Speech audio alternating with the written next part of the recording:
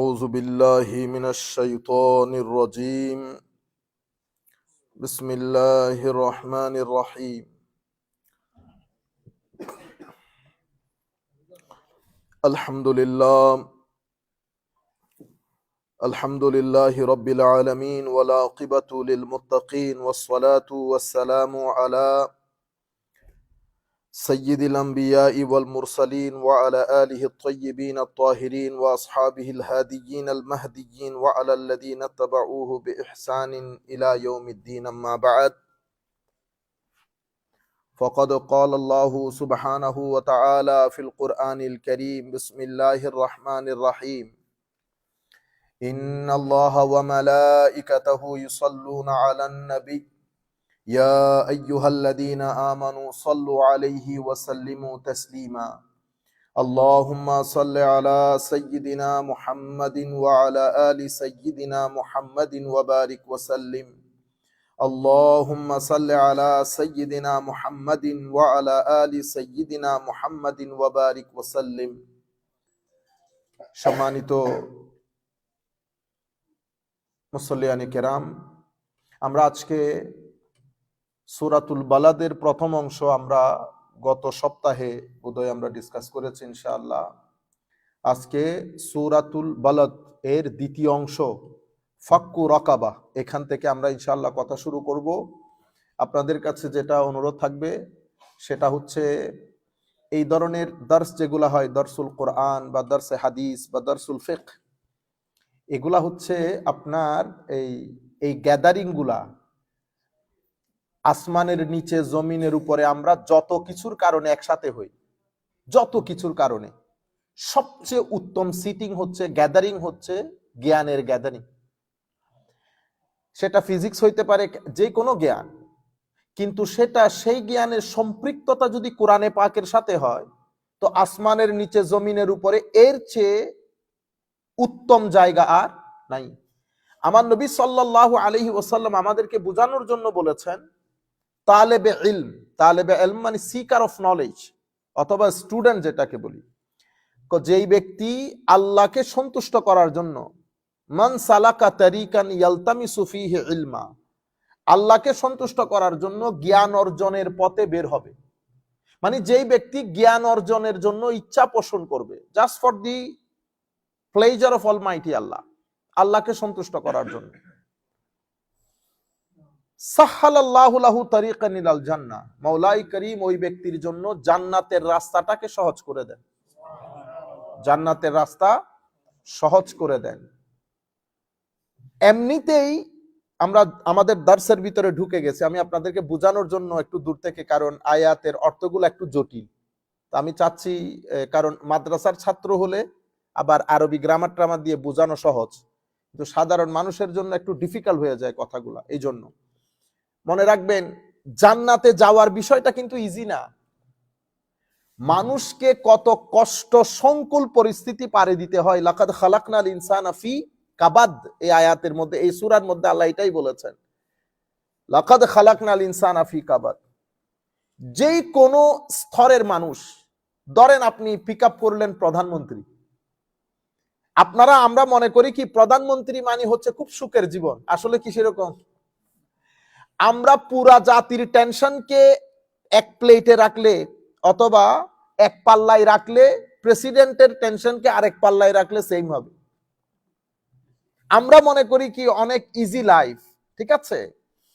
Industrialist, বড় একজন industrialist, গাড়ি বাড়ি নাম যশ খ্যাতি, আমরা মনে করি মাশাআল্লাহ how peaceful his life is. ঘটনা কিন্তু সেরকম না। আল্লাহ প্রত্যেক বড় জায়গা অ্যাচিভমেন্টের পেছনে একটা বড় কষ্ট রেখেছেন আল্লাহ, এবং সেই জিনিসটাকে ধরে রাখতে হলে আরো কষ্ট সংকল পরিস্থিতি পারে দিতে হয়।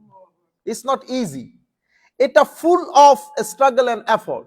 আপনি ম্যানেজার হয়েছেন, একটা ব্যাংকের ম্যানেজার, সবার খুব ইচ্ছা থাকে যে কাশ যদি আমি প্রধান এর চেয়ারে বসতে পারতাম।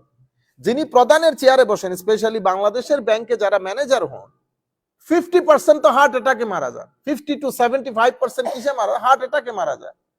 লোড গুলা নিতে পারে না আর। লাকাদ খালাকনাল ইনসানা ফি কাবাদ।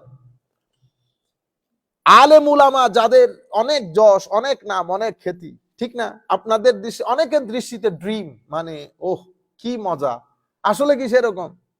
আমি দেখেন এখানে আগের উলামায়ে কেরাম যখন বসে কথা বলতেন তো কোনো টেনশন ছিল না, ভুল একটা হয়ে গেল উনি ফার্দার চেক করে ডাবল পরবর্তী দর্শের মধ্যে ঠিক করে দিলেন। কিন্তু এখন এই যে চোখ বসাই রাখছেন, এটা কিন্তু কোটি মানুষের চোখ। এখানে যদি আপনি একটু 19-20 করেন, 19-20 করেন, আপনি ঘুম থেকে উঠতে উঠতে আপনার জেল ফাঁসি হয়ে যাবে। আমি অনেক বছর আগে, প্রায় আমার মনে হয় 2007-8 এর দিকে আমাদের একটা বই পাবলিশ হয়। সে বইয়ের মধ্যে এক লাইনের মধ্যে একটা জিনিস গলত গলত হয়েছে। গলত বলতে আমরা চেকই করতে পারি না এটাকে, বইয়ের মধ্যে গলত হয়েছে।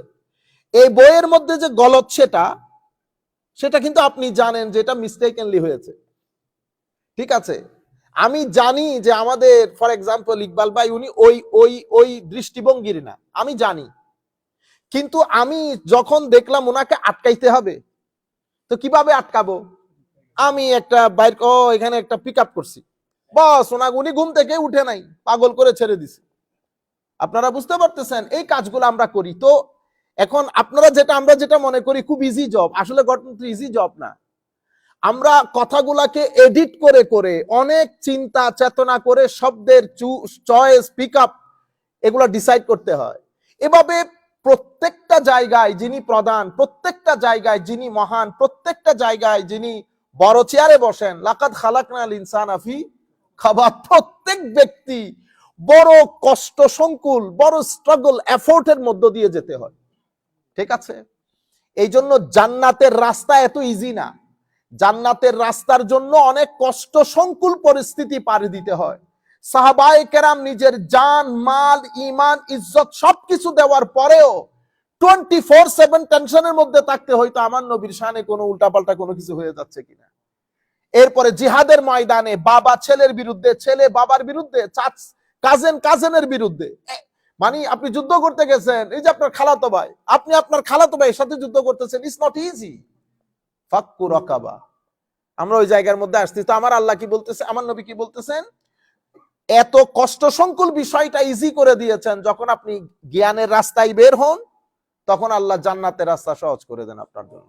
এটা তো এক। 2 নম্বর ফজিলত হচ্ছে ওই ব্যক্তির পায়ের নিচে আল্লাহ ফেরেশতার মাধ্যমে, ফেরেশতারা পাখা বিছিয়ে দেন। জমিনে আপনাকে হাঁটতে দেয় না, কোথায় হাঁটেন আপনি? ফেরেশতার পাকার উপর দিয়ে হাঁটেন। তো যিনি ফেরেশতার পাকার উপর দিয়ে হাঁটেন উনি আর আমি কি এক? আপনারা বুঝতে পেরেছেন? 2। 3 নাম্বার হচ্ছে ওই ব্যক্তির জন্য কুল কায়নাত দোয়া করে, এমন কি সমুদ্রের গহ্বরে যেই সমস্ত সৃষ্টি, মাছ থেকে শুরু করে যাহা কিছু আল্লাহ সৃষ্টি করেছেন সবকিছু ওই ব্যক্তির জন্য দোয়া করে। আমার নবী সাল্লাল্লাহু আলাইহি ওয়াসাল্লামের সমস্ত হাদিসগুলা যদি আমরা রাখি, তালেবে ইলম, জ্ঞান অর্জন করা, এবং সেই জ্ঞান যদি কোরআনের জ্ঞান হয়, তাইলে আপনি চিন্তা করে দেখেন কোন মজলিসের মধ্যে আমরা বসেছি। আমি নালায়েক হইতে পারি, কোনো সন্দেহ নাই, আমি এটার যোগ্য না, কোনো সন্দেহ নাই, আমরাও জানি সেটা। কিন্তু আমি কে সেটা ডাজন্ট ম্যাটার। আমি কি নিয়ে বসেছি, কোনটা বলতেছি, সেটা ম্যাটার করে। আমি ভুল ত্রুটি করলে সেটার জিম্মাদার আমি, আল্লাহ আপনাকে জিজ্ঞেস করবে না। আপনি কিন্তু ফ্রি, আপনি ফ্রি। সেই কারণে মজলিসের মধ্যে আপনারা চেষ্টা করবেন বন্ধু বান্ধব ছেলে বলেকে নিয়ে বসতে। আমার নবী সাল্লাল্লাহু আলাইহি ওয়াসাল্লাম মসজিদে নববীর মধ্যে ঢুকে দেখতেছেন একটা গ্রুপ বসে এলমি আলোচনা করছে, আর একটা গ্রুপ বসে জিকির ইলাহি করছে। আমার নবী কতন দাঁড়াইলেন, দাঁড়ানোর পরে দেখলেন, দেখার পরে কার সাথে বসেছেন জানেন? যারা জ্ঞান অর্জন নিয়ে, জ্ঞান নিয়ে কথা বলতেছেন, those who are discussing about knowledge, holy prophet সাল্লাল্লাহু আলাইহি ওয়াসাল্লাম joint them in their discussion of knowledge. যারা আল্লাহর জিকিরে ব্যস্ত তাদের সাথে জয়েন করেন নাই, জয়েন কোথায় করেছেন? নলেজের গ্যাদারিং এ। কেন? বুঝানোর জন্য যে জিক্রে ইলাহির গ্যাদারিং এর চেয়ে জিক্রে এলমে ইলাহির গ্যাদারিং অনেক উত্তম, নলেজের গ্যাদারিং অনেক উত্তম। সেই কারণে আপনারা নিজেরা ছেলে বাচ্চাদের নিয়ে আসার চেষ্টা করবেন, যাতে আমরা কিছু ইংরেজিতে বললেও তারা কিছুটা বুঝতে পারলো, এনজয় করতে পারলো। আলহামদুলিল্লাহ রাব্বিল আলামিন। তো আমরা যখন সূরাতুল বালাদ ডিসকাস করতেছিলাম, আল্লাহ রাব্বুল আলামিন আমরা শেষ যেখানে করেছি, আল্লাহ বলেছেন ওয়াহাদাইনাহুন নাজদাইন, আমি তাদের সামনে দুটি পথ উন্মোচন করে দিয়েছি। দুই রাস্তা বোঝানোর জন্য আমি অনেক নবী রাসূল পাঠিয়েছি। নবী রাসূলের পরে এখন তো আর নবী রাসূল নাই, তো এখন কারা এই জিম্মাদারি পালন করছে?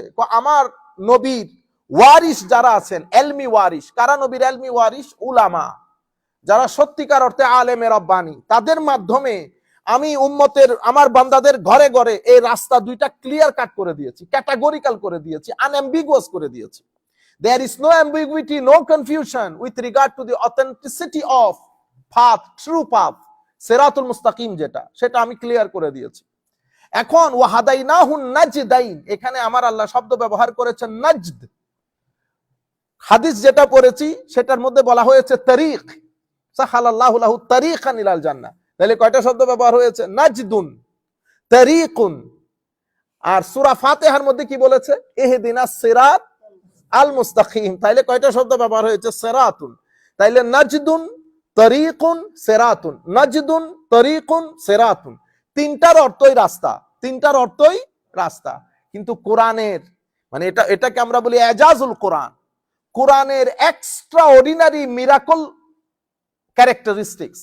যদিও তিন শব্দের অর্থ রাস্তা, কিন্তু আপনি যদি ডিপ ডাউনে যান দেখবেন একটার সাথে একটা আসমান জমিনের ফারাক আছে, একটার সাথে একটা আসমান জমিন। আমরা ওই রাস্তায় ঢুকবো না আমরা, কারণ কিছু ইম্পর্টেন্ট কথা বলা দরকার। সিরাত, ইহদিনাস সিরাত আল মুস্তাকিম, তাইলে আমাকে বলেছে রাস্তা দুইটা পরিষ্কার করে দিয়েছি। এরপরে আমাকে শিখিয়ে দিয়েছে আমি যেন প্রত্যেক নামাজের একটা সূরা তো অবশ্যই পড়ি, সূরাতুল ফাতিহা প্রত্যেক নামাজে পড়তেছি। সেই জায়গার মধ্যে আমি বলতেছি না ইহদিনাস সিরাতাল, তো আমার আল্লাহ বলতেছে ওয়াহাদাইনাহুন নাজদাইন, আমি তো তোমাকে হেদায়েত করে দিয়েছি। কিন্তু আপনি এখানে বলতেছেন ইহদিনা, আমাকে হেদায়েত করেন। সূরাতুল বালাদের মধ্যে বলেছে হেদায়েত করে দিয়েছি, কিন্তু আমি সূরাতুল ফাতিহার মধ্যে বলতেছেন ইহদিনা, হেদায়েত করেন। এই কারণে শুধু অনুবাদ করে দিলে হয় না। উলামায়ে কেরাম যখন অনুবাদ করেন, আলেমের রব্বা, আমার মতো উলামা অনুবাদ করলে তাহলে আমি ঠিক ঠিকানা মতো অনুবাদ করতে পারবো না। কেন? কারণ কোরআনের সমস্ত ইউসেজ গুলো আমার চোখের সামনে নাই। সেই কারণে আপনার ডিপেন্ড করতে হয় বড় উলামার উপর, যারা যখন কথা বলেন তখন কোরআন, হাদিস, উলামায়ে কেরামের অভিমত, সাহাবায়ে কেরামের, তাবেঈনের অভিমত তাদের চোখের সামনে হয়, তাদের চোখের সামনে হয়। সেই কারণে আমরা তাফসীরের কিতাব তাফসীর করতে গেলে আমরা কার উপর ডিপেন্ড করি? ওই যারা মুফাসসির তাদের উপর ডিপেন্ড করি। কেন? কারণ তারা এক আয়াত যখন কথা বলেন তো কোরআনের এই ধরনের হাজারো আয়াত তাদের চোখের সামনে থাকে, আমাদের পক্ষে সম্ভব না। তাইলে ওয়াহাদাই না, এই জিনিসগুলা পিক আপ করে কারা? আমাদের যারা এইথিস্ট গ্রুপ আছে, ঠিক আছে, ইন্টেলেকচুয়াল গ্রুপ, তারা এগুলা পিক আপ করে মানুষকে বলে কনফিউজ করে দেয়। কেন? আমি একদম শুরুর দিন আপনাদেরকে বলেছিলাম কোরআন শরীফ বুঝার জন্য তিনটা জিনিস লাগে। প্রথম যেই জিনিস সেটা হচ্ছে আরবদের পরিভাষা যদি না বুঝেন, কারণ এটা তো আরবি, তাহলে আমাকে এটা বুঝার জন্য আগে আরবদের আরবি বুঝতে হবে। আরবরা আরবি শব্দটাকে কোন সময় কিভাবে কোন অর্থে ব্যবহার করে এটা যদি না বুঝি তাইলে আমরা কোরআন শরীফ বুঝতে পারবো না। এরপরে উলামায়ে কেরামের অভিমত জানতে হবে, হাদিস শরীফ জানতে হবে, তখন আপনি অনুবাদগুলো পারফেক্টলি করতে পারবেন। তাইলে ওয়াহাদাইনাহুন নাজদাইন, আমি দুটি রাস্তা পরিষ্কার করে দিয়েছি। তো এখানে হাদাইনাহু মানে কি হবে? আমি দুটি রাস্তা তোমাদের সম্মুখে একেবারে ক্লিয়ার করে দিয়েছি।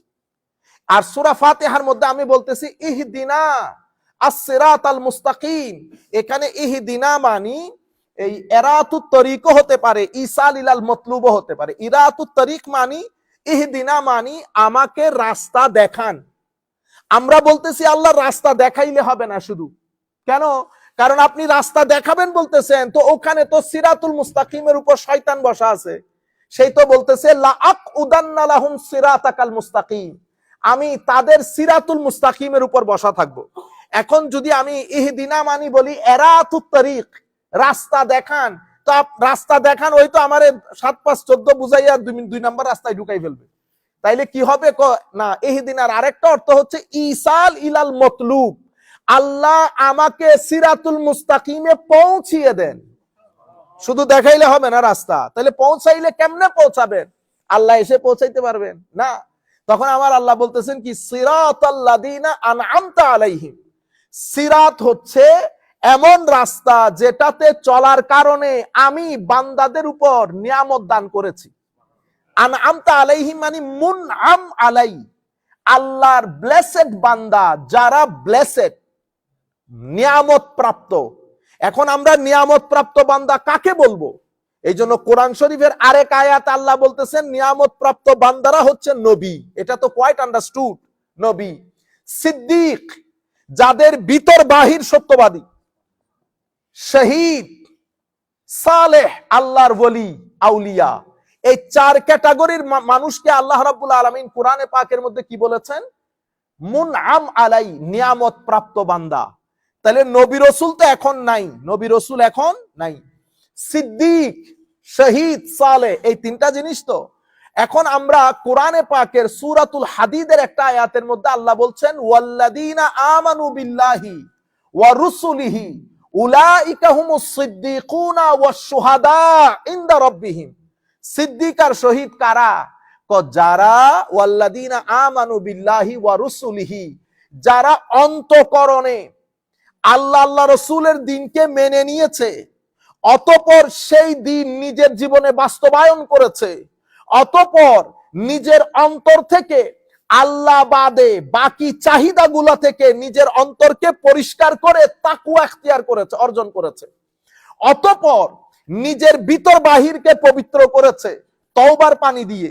কিসের পানি দিয়ে? তওবার পানি দিয়ে, ইস্তেগফারের পানি দিয়ে, অতঃপর তাকওয়ার পানি দিয়ে পরিষ্কার করেছে।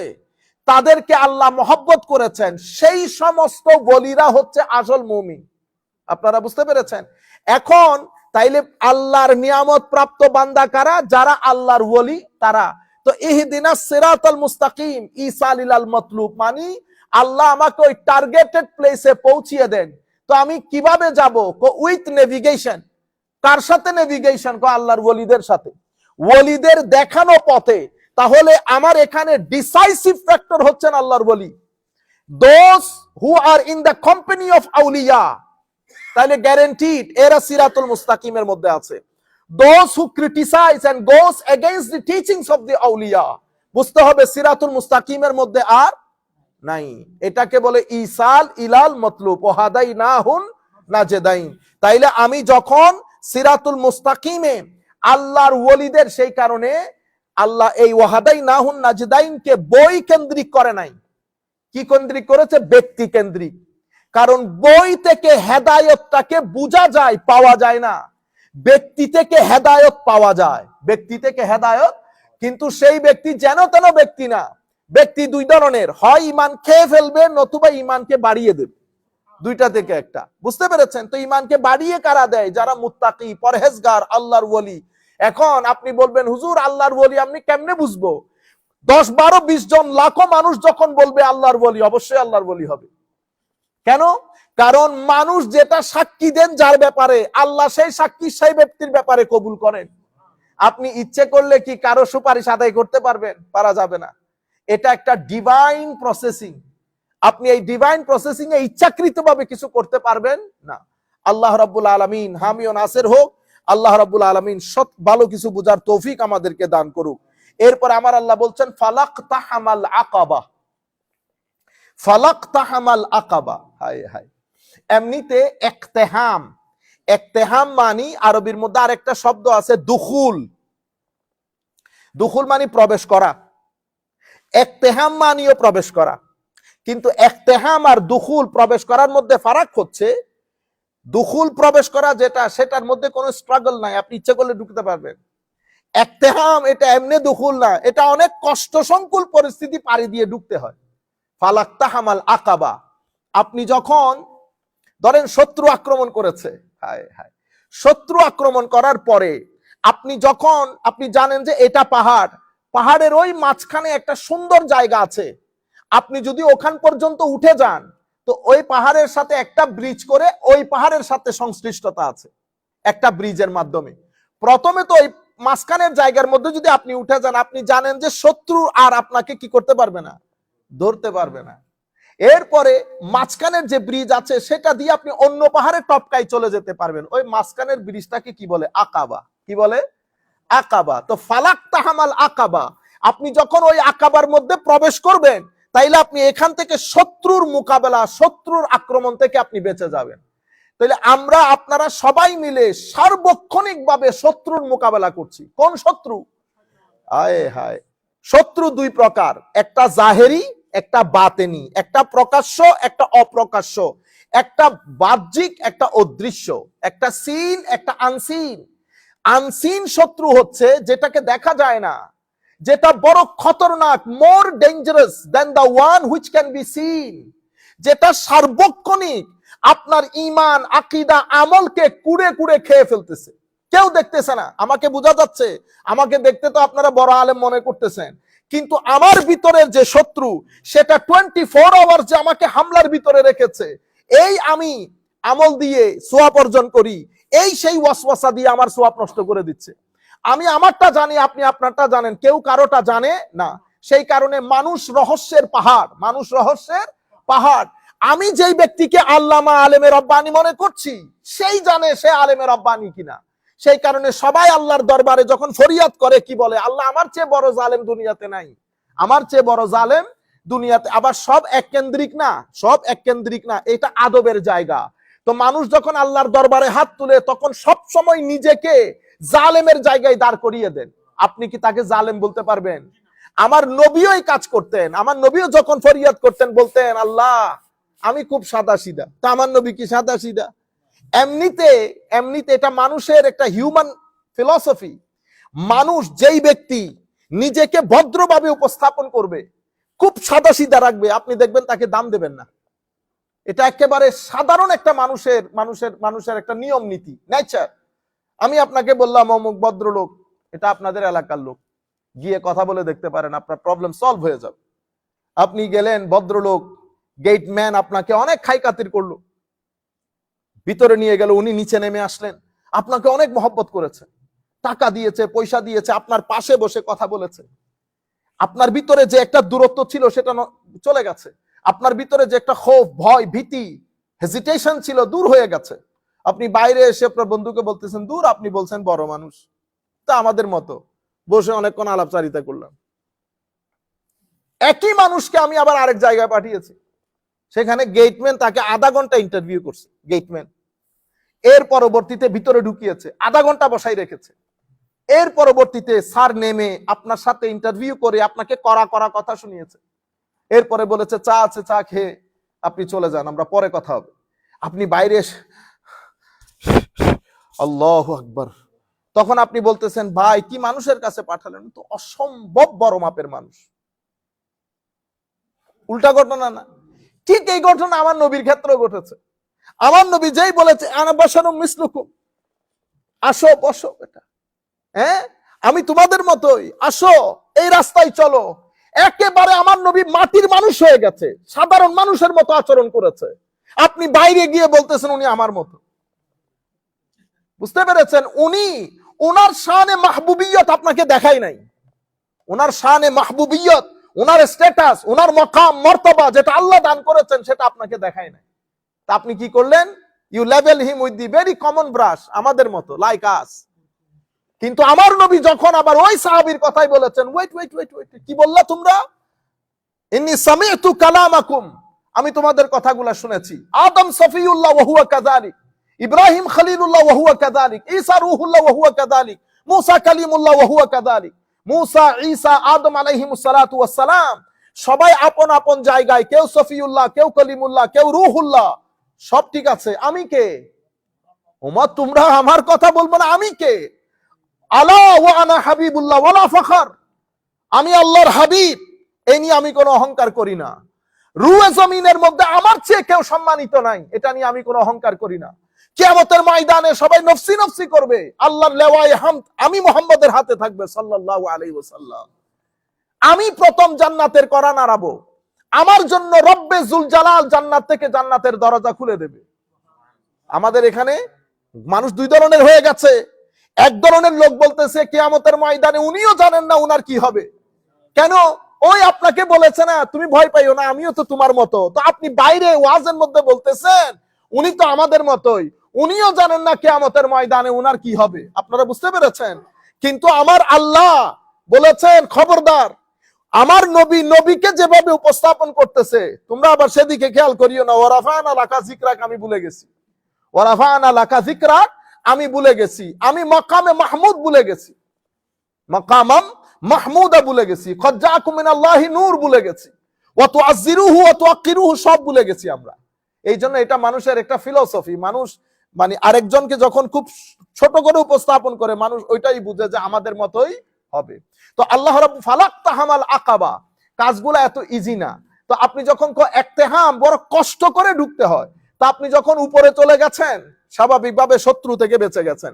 অনুরূপ ভাবে আমার ভিতরেও শত্রু, রাত দিন এক মুজাহাদার মধ্যে থাকতে হয়। এই জন্য এই মুজাহাদাটাকে, এই যুদ্ধটাকে বদরের যুদ্ধের চেয়েও কঠিন বলেছে আমার নবী। বদরের যুদ্ধের চেয়েও আমার নবী কঠিন বলেছেন। বদরের যুদ্ধ কিছুক্ষণ হয়েছে, হওয়ার পরে শেষ, বুঝতে পেরেছেন? কিন্তু এই যুদ্ধ, এটা আপনাকে সার্বক্ষণিক আঁকড়িয়ে রেখেছে, বুঝতে পেরেছেন? এখান থেকে ছাড় পেয়েছেন, দুনিয়া ধরেছে। দুনিয়া থেকে ছাড় পেয়েছেন, শয়তান ধরেছে। তাহলে এই তিনটা জিনিসকে, লোভ, লালসা, পৃথিবী, পৃথিবীর মায়া, অশ্লীলতা, কত কিছু আপনাকে হাতছানি দিয়ে রাখতেছে। আমাদের ছেলেগুলা যারা এখানে বড় হচ্ছে, জব করে, কাজ করে, আপনি চিন্তা করে দেখেন তো তাদের উপর কি পরিমাণ, মানে কি পরিমাণ স্ট্রিম রোলার যায়। দুনিয়া ডাকে তাদেরকে অন্য রাস্তায় টাকা ইনকাম ভেরি ইজি দিন দিন। কারণ এমন একটা দুনিয়াতে আমরা বসবাস করতেছি যেখানে টাকার কম্পিটিশন চলে। Everybody needs more money to live in a beautiful house, to use a good car, everybody needs মানি। কিন্তু আপনি যেই পরিমাণ টাকা আমরা ইনকাম করি, সেটা তো মাস শেষ হওয়ার সাথে সাথে শেষ হয়ে যায়। কিন্তু এখানে অন্য রাস্তাও আছে টাকা ইনকামের। আপনি এক পরীক্ষা এখানে দিচ্ছেন, এক পরীক্ষা অশ্লীলতার দিচ্ছেন, এক পরীক্ষা সিস্টেম্যাটিক লাইফের দিচ্ছেন, এক পরীক্ষা সবরের দিচ্ছেন। এই তাবৎ পরীক্ষাগুলো দিচ্ছেন কি কারণে? জান্নাতে যাওয়ার জন্য, জান্নাতে যাওয়ার জন্য। তো আমার আল্লাহ ওই কারণে বলেছেন ফালাকতাহামাল আকাবা।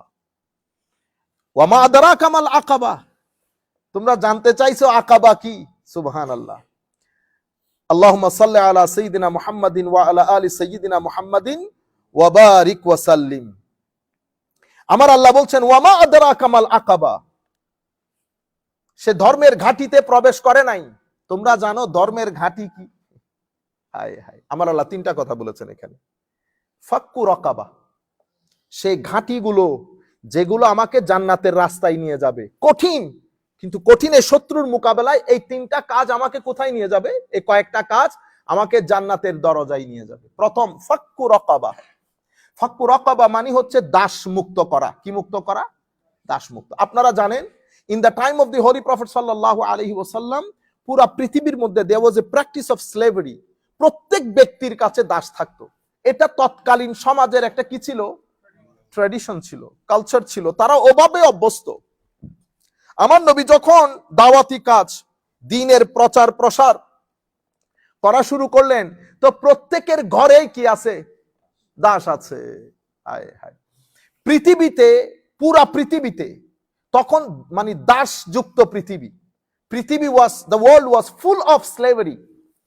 এবং সবচেয়ে কঠিন বিষয় ছিল এদের কোনো they didn't have any moral, they didn't have any basic human rights, they were deprived from the basic human rights. যারা দাস ছিল তাদেরকে বিলকুল আপনি মানে চতুষ্পদ জন্তুর মতো, just like an animal they were being treated, চতুষ্পদ জন্তুর মতো তাদের সাথে বিহেভ করা হতো। তাদের বেসিক কোনো ইয়েস নোর কোনো কি ছিল না, রাইট ছিল না। খাওয়া দাওয়ার ক্ষেত্রে no right, whatever given you have to eat, you have no authority to say yes or no. Your yes is your ownership yes, you have to say no if your owner say no. এটা একটা জাহান্নাম ছিল পৃথিবীর মধ্যে। আমার নবী আগমন করলেন।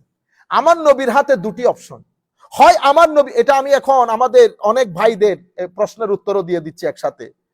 আমার নবী ইচ্ছে করলে এটা এক কলমে কি বলে দিতে পারতেন যে আজকে থেকে দাস প্রথা নিষেধ, বলে দিতে পারতেন। তা আমার ভাইরা জিজ্ঞেস করে, কই উনি তো দাস প্রথা নিষেধ করেন নাই।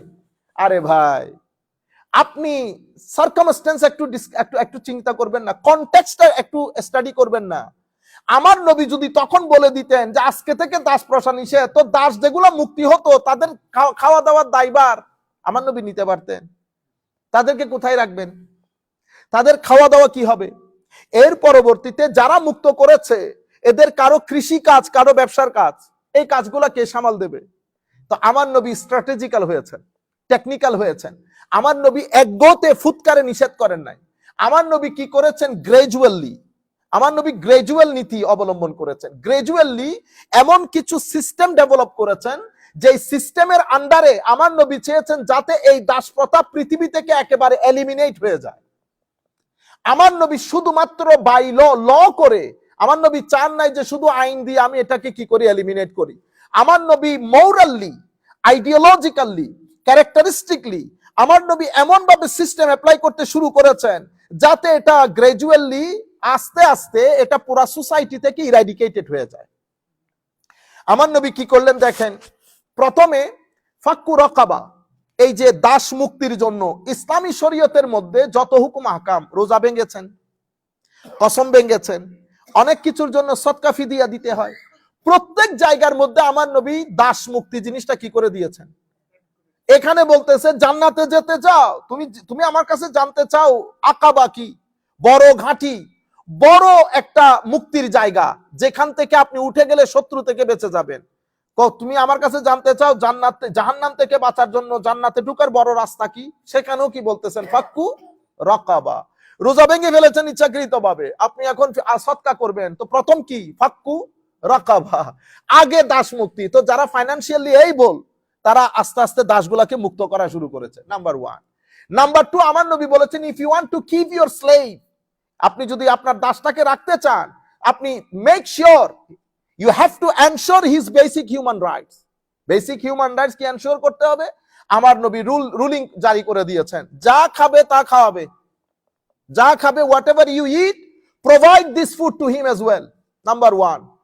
যা পড়বে তা পড়াবে, যেটা আপনার ক্লোদিং এর ক্ষেত্রে যা ক্লোদিং আপনার আছে সেই ক্লোদিং আপনি তাকেও দান করবেন, বুঝতে পেরেছেন? নাম্বার 2। নাম্বার 3, আপনি তাকে তার সাধ্যের বাইরে কোনো কিছু তার উপর চাপিয়ে দিতে পারবেন না। তো আপনাকে তো ধরতে গেলে আমার নবী সাল্লাল্লাহু আলাইহি ওয়াসাল্লাম দাসের উপর যে অত্যাচার হচ্ছে সেটা আমার নবী কি করে মিনিমাম লেভেলে নিয়ে এসেছে। যা পড়বেন তা পড়াবেন, যা খাবেন তা খাওয়াবেন, তাকে তার সাধ্যের বাইরে কোনো কিছু চাপিয়ে দিতে পারবেন না। তাইলে তো দাসটা অলরেডি টেকনিক্যালি মুক্তই হয়ে গেছে, আপনি তো তাকে আর দাস হিসেবে ট্রিটই করতে পারতেছেন না। এই গ্রাজুয়ালি আমার নবী এটাকে এলিমিনেট করতে করতে পুরা পৃথিবী থেকে দাস প্রথাই খতম হয়ে গেছে, পুরা পৃথিবী থেকে দাস প্রথাই খতম হয়ে গেছে। আমার নবী হাদিসে পাকের মধ্যে ইরশাদ করেছেন if you want to protect yourself from the hell fire, যদি আপনি চান আপনাকে জাহান্নামের আগুন থেকে মুক্ত হতে, তো রিলিজ আ স্লেভ, মেক হিম ফ্রি, আপনি কোন একটা দাসকে মুক্ত করে দেন।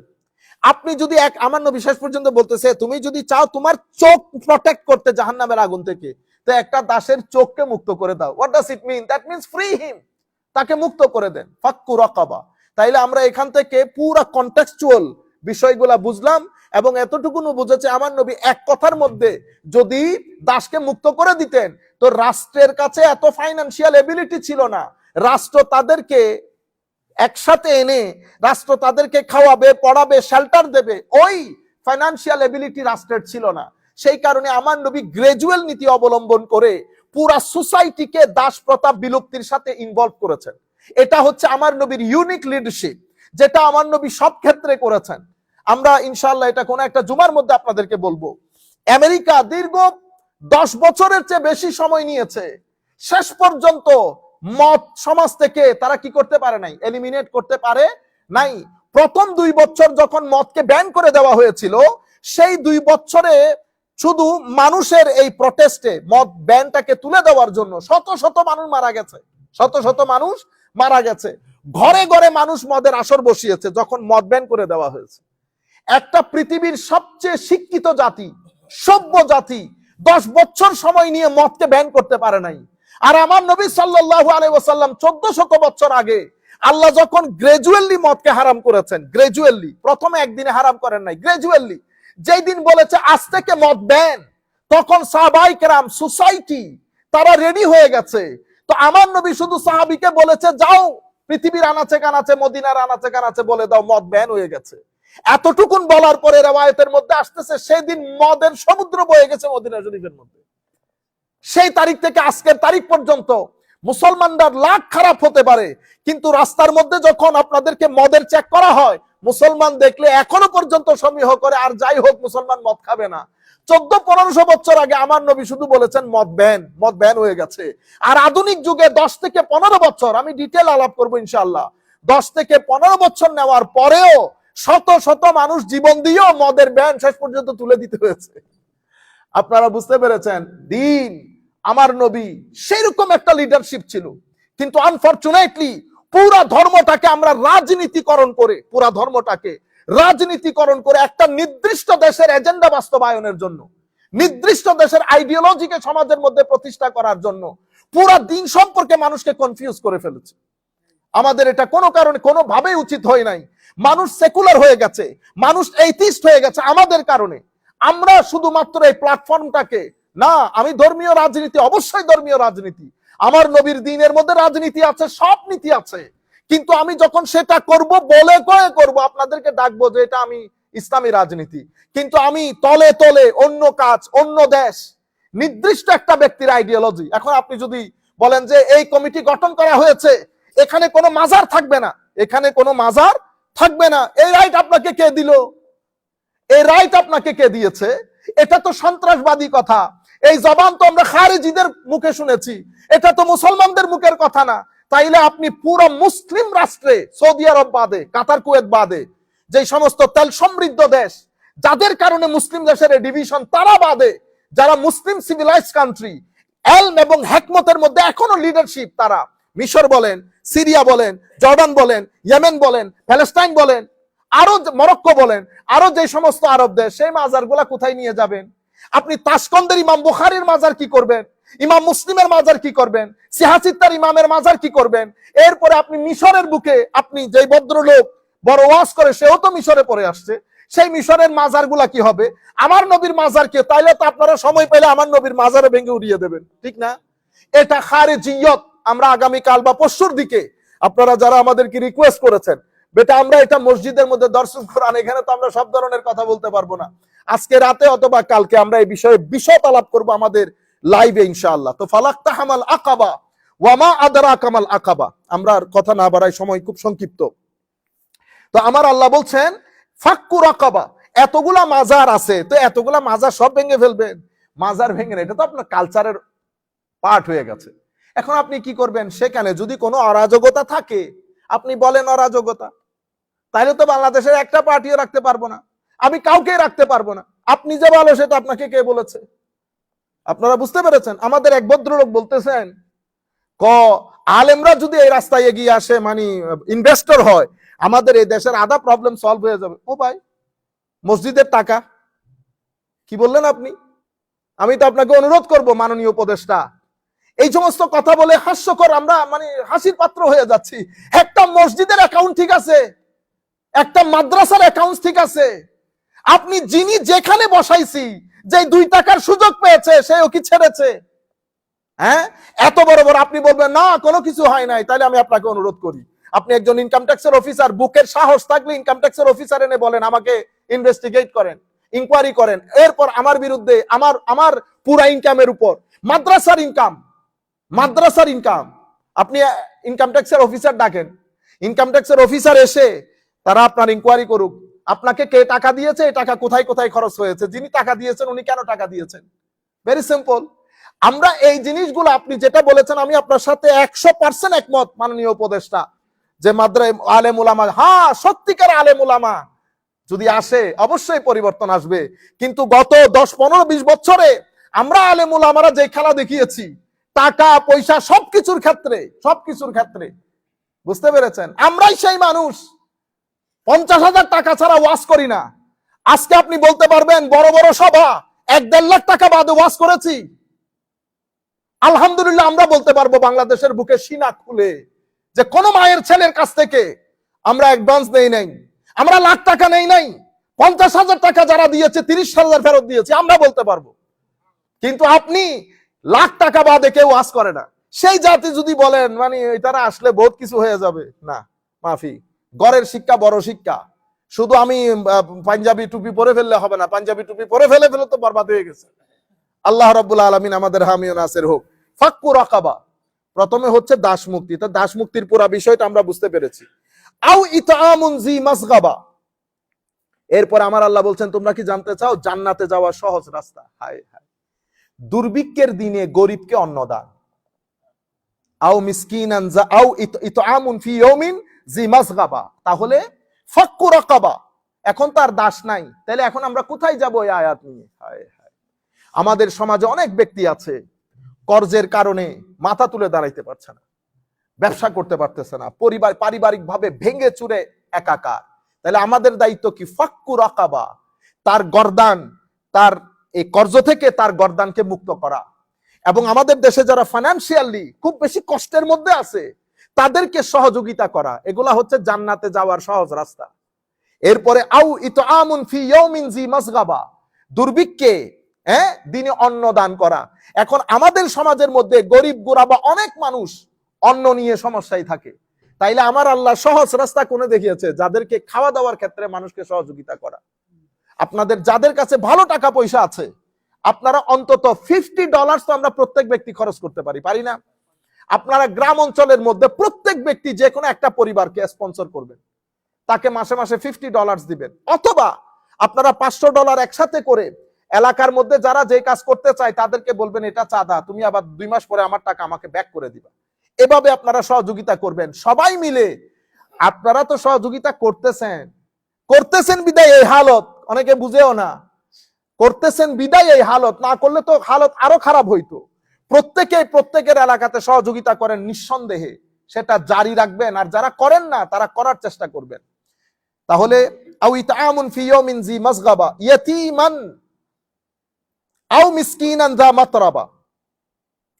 আমার আল্লাহ বলেছেন মিসকিন মানি মাতরাবা মানি তুরাব, মাটি, অর্থাৎ মাটি মিশ্রিত মিসকিন, তার মানে হচ্ছে একেবারে নিঃস্ব মানুষকে কি করা? আও মিসকিনান যা মাতরাবা আও ইয়াতীমান যা মাকরাবা আও মিসকিনান যা মাতরাবা, অর্থাৎ আপনার ইয়েতিম আত্মীয়স্বজন যারা আছে তারা এবং গরিব অসহায় ব্যক্তি তাদেরকে অন্নদান। তাইলে অন্নদান কাকে করব? সহযোগিতা কাকে করব? ফাইন্যান্সিয়ালি আমার আত্মীয় স্বজনের মধ্যে গরিব এবং বেশি অসহায় মানুষ, তাদেরকে আমরা অর্থনৈতিকভাবে সহযোগিতা করব, অর্থনৈতিকভাবে তাদেরকে মুক্তি দান করব। এটা হচ্ছে আমাদের জান্নাতে যাওয়ার সহজ রাস্তা। আচ্ছা, এরপরে আমার আল্লাহ কি বলেছেন? সুম্মা কানা মিনাল্লাযিনা আমানু ওয়া তাওয়াসাউ বিস-সাবরি ওয়া তাওয়াসাউ বিল মারহামা, অতঃপর শুধু আপনি এই ভালো কাজগুলা করলেন কিন্তু ঈমানের ক্যাটাগরিতে আসলেন না, এরকম হবে না। তা আমার আল্লাহ কি বলতেছেন? সুম্মা কানা মিনাল্লাযিনা আমানু, এরপরে মুমিনের কাতারে শামিল হও, ওয়া তাওয়াসাউ বিস-সাবর ওয়া তাওয়াসাউ বিল মারহামা, পরস্পরকে সবরের উপদেশ দেয় এবং রহমতের উপদেশ দেয়। তাইলে একটা ঈমানের ক্যাটাগরিতে ঢুকার পরে মানুষকে একজন আরেকজনকে ধৈর্যের কথা বলা, কারণ এই পৃথিবী, ওই যে বলেছি, এটা কষ্টের পৃথিবী, এটা এখানে ফিতনা পাবেন, মানসিক কষ্ট, শারীরিক কষ্ট, এখানে ধৈর্য বাদে আপনি নাড়াচাড়া করতে পারবেন না। এখানে ম্যাক্সিমাম অনেক মানুষ ইউরোপের মধ্যে আত্মহত্যা করে এই ধৈর্যের কনসেপ্ট না থাকার কারণে। তো আমাদের ধর্মের মধ্যে একটা মৌলিক কনসেপ্ট ধৈর্য, ওয়া তাওয়াসাউ বিস-সাবর, আমাদেরকে ধৈর্য ধরতে হবে। কেন? কারণ এটা full of tribulation, full of sedition এই পৃথিবী, এটা ফিতনার দুনিয়া, এখানে আপনি কষ্ট পাইতেই হবে। এখানে যেই ব্যক্তিকে আপনি সারা জীবন, ফর এক্সাম্পল আপনি বলতেছেন হুজুর দেখছেন এরা আমি প্রত্যেক মাসে 10,000 টাকা দিই, 10 বছর সে ছেলের বিয়ে দিয়েছে, আমাকে দাওয়াতই করে নাই। কমন না একেবারে? আপনারা যেই ব্যক্তির ঘর বেঁধে দিয়েছেন, আপনি ঘর বেঁধে দিয়েছেন, পরের বছর বাড়িতে গিয়ে দেখতেছেন সে আপনার ছোট্ট একটা জায়গা ছিল ওইটা দখল করে নিয়েছে, আপনার বিরুদ্ধে কি বলছে? বিচার বসিয়েছে, ঠিক না? আপনি মেনে নিতে হবে, এটা পৃথিবী, এটা এরকমই। আর যেই সমস্ত মানুষ আমার আল্লাহ যাদেরকে পিক আপ করে নেন তাদেরকে এই সমস্ত পরিস্থিতিতে বেশি ফেলেন। উপায় কি? সবর করা, ইগনোর করা। সবার সাথে কখনো ঝগড়া করতে যায়েন না, এমন ব্যক্তির সাথে জিন্দেগিতে ঝগড়া করবেন না যার একটা কথা আপনার ইজ্জত চলে যাবে। এই জন্য আমার নবীকে বলেছেন, যদি হাবিব এই জাহেল মূর্খরা যদি আপনার সাথে কথা বলে, কালু সালামা, হুজুর ইগনোর করেন, বলেন ঠিক আছে, তোমরাও ঠিক আছে ভাই, তোমার ধর্ম নিয়ে তুমি থাকো, কথাই বলিয়েন না। আপনারা ভদ্রলোক জ্ঞানী মানুষের সাথে আর্গুমেন্ট করেন, ইজ্জত থাকবে।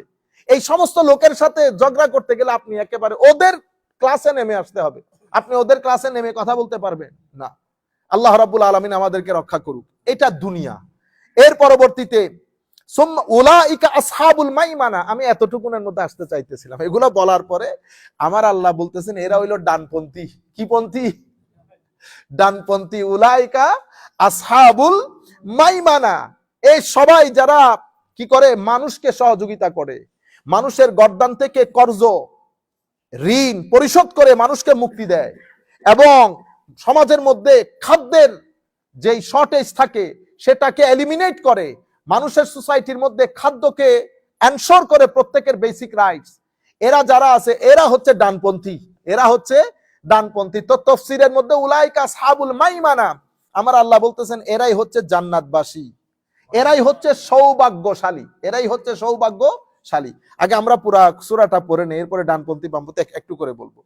ওয়াল্লাযীনা কাফারু বিআয়াতিনা, কিন্তু যারা এই কাজগুলা না করে বরং আমার আয়াতকে অস্বীকার করে, হুম আসহাবুল মাশআমা, তারাই হচ্ছে বামপন্থী। তারা কারা? বামপন্থী। মাশআমা, তারাই দুর্ভাগা। আলাইহিম নারুম মুসাদা, এবং এই সমস্ত বামপন্থী যারা, দুর্ভাগ্য যারা, তারাই অগ্নি পরিবেষ্টিত অবস্থায় বন্দী থাকবে। বুঝতে পেরেছেন? এখন রাজনীতির জন্য তাফসীর করা সেটা কিভাবে হয় আমি আপনাদেরকে দেখাই। আমি যাদের সাথে রাজনীতি করি তাদের মধ্যে কিছু মানুষের সাথে আমার ডিসএগ্রিমেন্ট আছে, ঠিক আছে? তা আমি কি করলাম? তাদেরকে নিয়ে আইনা কোরআনের আয়াতের মধ্যে ফেলেছি। উলাইকা হুম আসহাবুল মাইমানা। আল্লাহ রাব্বুল আলামিন এই আয়াতের মধ্যে ওই ডানপন্থী যারা রাজনীতি করে, অমুক করে, সমুক করে, খায়, ওর দেখে দেখায়, ওরে বেটা তুমি কোন সুফিজম আসছো বেটা? কোরআনে আল্লাহ যেটা বলতেছেন, এবং এই ডানপন্থী বামপন্থীর ব্যাপারে সূরা ওয়াকিয়ার মধ্যে আল্লাহ বিস্তারিত বলেছেন কারা ডানপন্থী কারা বামপন্থী। আপনি যে ডানপন্থী বামপন্থী মনে করতেছেন, ওই ডানপন্থী বামপন্থীর কথা আল্লাহ কোরআনে পাকের মধ্যে বলেন নাই। আল্লাহ বলেছেন যেই সমস্ত মানুষ আমার নবীর বিধান মেনে নিয়েছে, যেই সমস্ত মানুষ আমার নবীর বিধানকে সমাজের মধ্যে বাস্তবায়ন করেছে, গরিবকে সহযোগিতা করেছে, খানা খাইয়েছে, সমাজের অরাজকতা দূর করেছে, আল্লাহর আইনকে আল্লাহর আইন মেনেছে, নিজের জীবনে বাস্তবায়ন করেছে, বাস্তবায়নে সহযোগিতা করেছে, তারা সৌভাগ্যশালী। তারা কে? সৌভাগ্যশালী। তারা ডানে থাকবে। তারা কি থাকবে? ডানে থাকবে। তাদের আমলনামা আল্লাহ ডান হাতে দান করবে। কনসেপ্ট জুদা জুদা। কারণ আপনি যে রাইটিস্ট লেফটিস্টের কথা বলতেছেন, এটা তো ফ্রেঞ্চ রেভলিউশনের পরে এসেছে, ফ্রেঞ্চ রেভলিউশনের পরে এসেছে। আমরা যে রাইটিস্ট লেফটিস্ট মনে করি, ফ্রেঞ্চ রেভলিউশনের পরে স্বাভাবিকভাবে এই কি বলে পার্লামেন্টের মধ্যে যারা পার্লামেন্ট ইয়ার যিনি ফাদার অফ পার্লামেন্ট, ওনার রাইটে বসতেন তাদেরকে রাইটিস্ট বলতো, যারা লেফটে বসতেন তাদেরকে লেফটিস্ট বলতো। এই রাইটিস্ট লেফটিস্ট গুলো according to the society, according to the culture, এদের ডেফিনিশন, ক্যারেক্টারিস্টিক পরিবর্তন, পরিশোধন, পরিমার্জন হয়। অনেক সময় যারা লেফটিস্ট হয় তারা দিন, ধর্ম এগুলাকে কি করতে চায় না, মানতে চায় না। তারা সোশ্যাল কালচার এগুলাকে বেশি প্রমোট করতে চায়, এবং হিউম্যান রাইটস কে বাস্তবায়ন করতে গিয়ে তারা ইন্ডিভিজুয়াল যে ফ্রিডম সেটার উপর বেশি গুরুত্ব দেয়। ইন্ডিভিজুয়াল ফ্রিডমের উপর গুরুত্ব দিতে গিয়ে তারা ধর্মটাকে প্রাইভেট রাখতে চায়, এটাকে সোসাইটিতে আনতে চায় না। কারণ তাদের একটা তাদের আন্ডারস্ট্যান্ডিং হচ্ছে সোসাইটির মধ্যে যেহেতু বিভিন্ন ধর্মের লোক থাকে, আপনি যখন আপনার ধর্ম আপনি আনবেন, অমুকের ধর্ম অমুক আনবে, তখন এই ধর্ম নিয়ে একটা ক্ল্যাশ হবে, যেভাবে পূর্ববর্তী সময়ে হয়েছে। তারা কি করেছে? মুদ্রার এক পিঠ দেখেছে, অন্য পিঠটা দেখাইতে পারে না। This is their understanding. আমার দায়িত্ব কি? আমার দায়িত্ব হচ্ছে এই লেফটিস্ট রাইটিস্ট বলে তাদেরকে দিন থেকে দূরে করা না, তাদেরকে দিনের দাওয়াত দিয়ে সামনের দিকে নিয়ে আসা। এখন আপনি যদি বলেন কোরআনে পাকের মধ্যে, আমি নিজের কানে শোনা তাফসীর করতেছেন, কোরআনে আয়াত পড়েছে একটা, দেখেছেন কুদরতে খুদা, কি কুদরতে খুদা, গজবে খুদা, এই ব্যক্তি একটা নাস্তিক। আপনি লাখ মানুষের মজলিসের মধ্যে আস্তিক নাস্তিক আপনি লাখ মানুষের মধ্যে ঘোষণা দিবেন, নাকি আপনি ইন্টেলেকচুয়াল নিয়ে কথাবার্তা বলে সেখান থেকে ফতোয়া ইস্যু করবেন?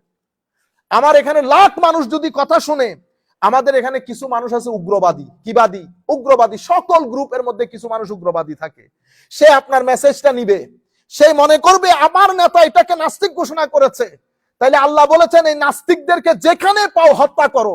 আপনি কি করলেন? এখন কোন আয়াতের তাফসীর করেছেন আপনি? এটাকে আমি বলছি রাজনীতি করো।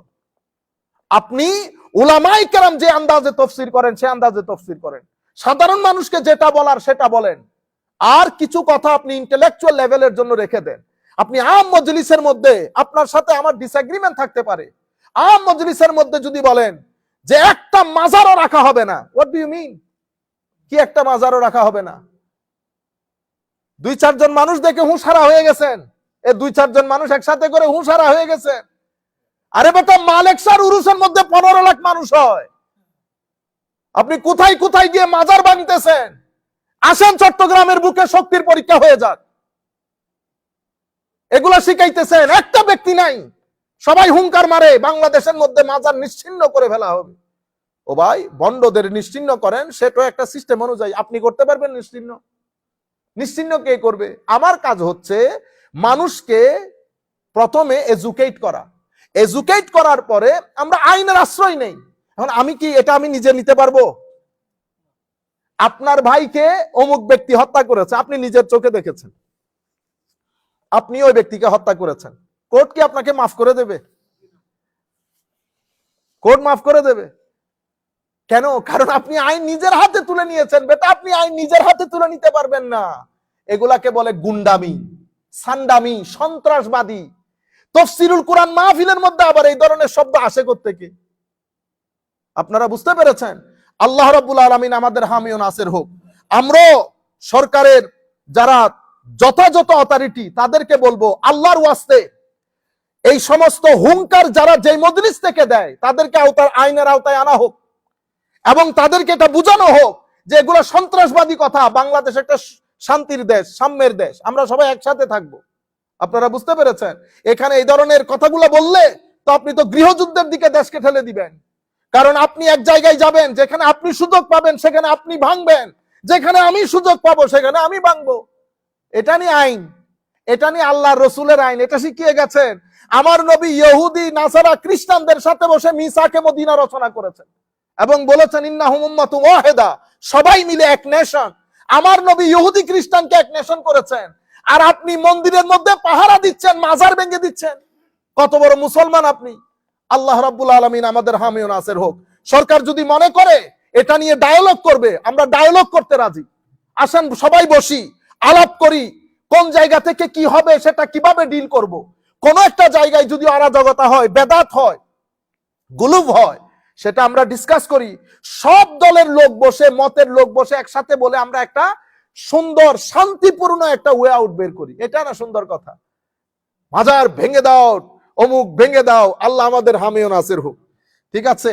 তাইলে কোরআনে পাকের মধ্যে আল্লাহ সূরাতুল ওয়াকিয়ার মধ্যে, আপনারা যারা মাদ্রাসার ছেলে আছেন অনেকে এই সমস্ত কথাগুলো জিজ্ঞেস করেন, আপনারা যদি সূরাতুল ওয়াকিয়া পড়েন, সূরা ওয়াকিয়ার মধ্যে আল্লাহ রাব্বুল আলামিন বিস্তারিত বলেছেন। আপনারা যদি ইজা ওয়াকাতিল ওয়াকিয়া লাইসা লিওয়াকাতিহা কাযিবা খাফিদাতুর রাফিআ ইজা রুজ্জাতিল আরদু রাজ্জা ওয়া বুসাতিল জিবালু বাসসা ফাকানাত হাবাআম মুনবাসসা ওয়া কুনতুম আজওয়াজান সালাসা।